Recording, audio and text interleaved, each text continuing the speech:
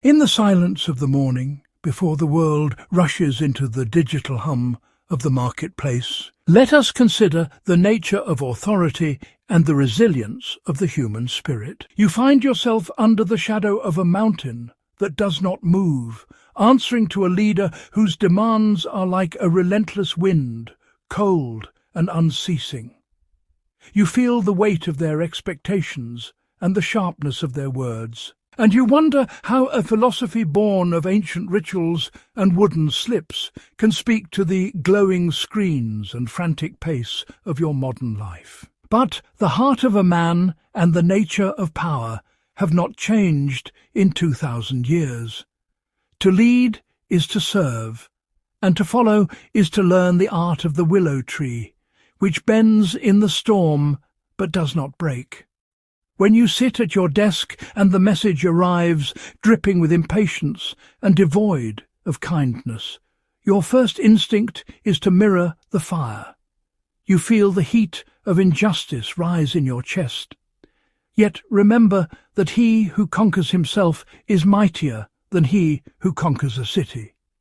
If you respond with the same jagged edge, you have allowed the harshness of another to dictate the shape of your own soul. You have lost your center before the battle has even begun. A demanding superior is often a person who has forgotten the great way. They are driven by a fear of failure or a thirst for prestige, seeing people not as ends in themselves, but as tools to be sharpened until they snap. Do not take their lack of virtue as a reflection of your own worth. A mirror that is cracked cannot give a true image. If they cannot see your diligence or your humanity, it is their vision that is impaired, not your light that is dim. Consider the concept of the rectification of names. In a harmonious world, a ruler acts like a ruler and a minister acts like a minister. When a boss is harsh without cause and demanding beyond reason, they have abandoned the true name of a leader. They are merely a person with a title. Once you recognize this, the power they hold over your internal peace begins to dissolve. You realize you are dealing with a flawed individual, not an infallible force of nature.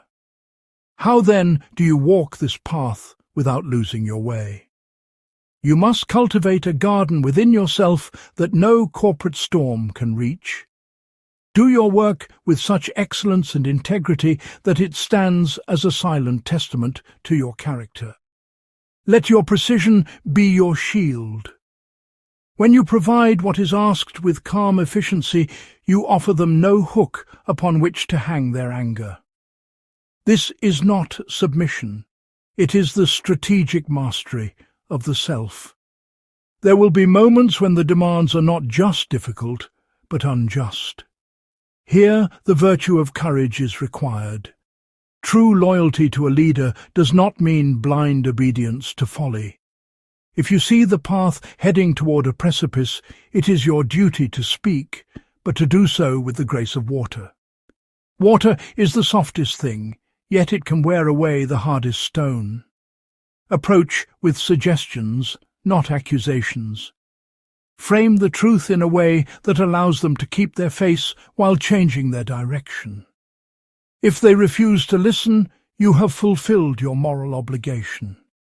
Your conscience remains clear.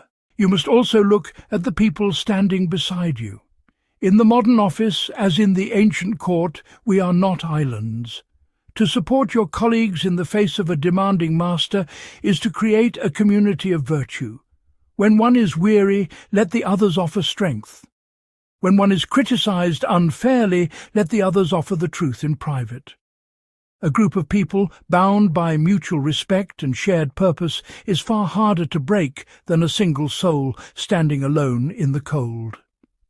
Do not allow the pursuit of gold or the fear of a temporary setback to chain you to a place where your spirit is being eroded. We work to live. We do not live to be crushed. If you find that the environment is a well of poison where no flower of virtue can grow, Then you must remember that the wise man knows when to depart. To stay in the presence of a tyrant when there are other paths available is not loyalty. It is a lack of self-respect. However, as long as you remain, use this friction as a whetstone for your character. Every unreasonable request is an opportunity to practice patience. Every sharp word is an exercise in equanimity. If you can remain calm while being yelled at, if you can remain focused while being distracted by chaos, you are becoming a person of superior caliber. You are learning a strength that no promotion can grant and no firing can take away. Think of the archer. When the archer misses the center of the target, he does not turn and blame the bow, nor does he curse the wind. He seeks the cause of the failure within himself.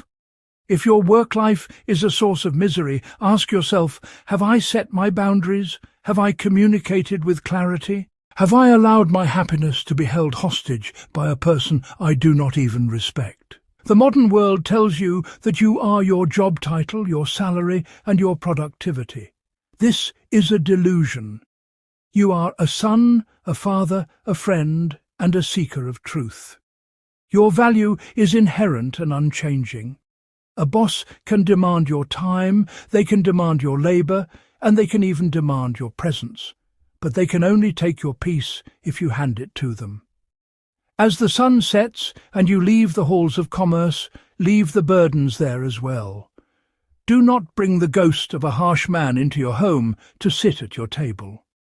When you are with those you love, be fully there. When you are in nature, let the trees remind you of the slow, steady pace of the universe. The mountains do not hurry, yet everything is accomplished. In the end, the demanding boss is a passing cloud. They will eventually be forgotten, replaced by another name on a door. But the character you build, the kindness you maintain under pressure, and the wisdom you gain from the struggle, these are the treasures that endure. Seek not to change the heart of the tyrant, for that is his burden to carry. Seek instead to remain the master of your own heart. Walk the middle path with a steady gaze, and you will find that even in the harshest of winters, the plum blossom finds a way to bloom. Be like the North Star, which stays in its place while all the other stars turn around it. Let your integrity be that fixed point. No matter how the winds of the office howl, no matter how the demands pile high, remain centered in your own virtue.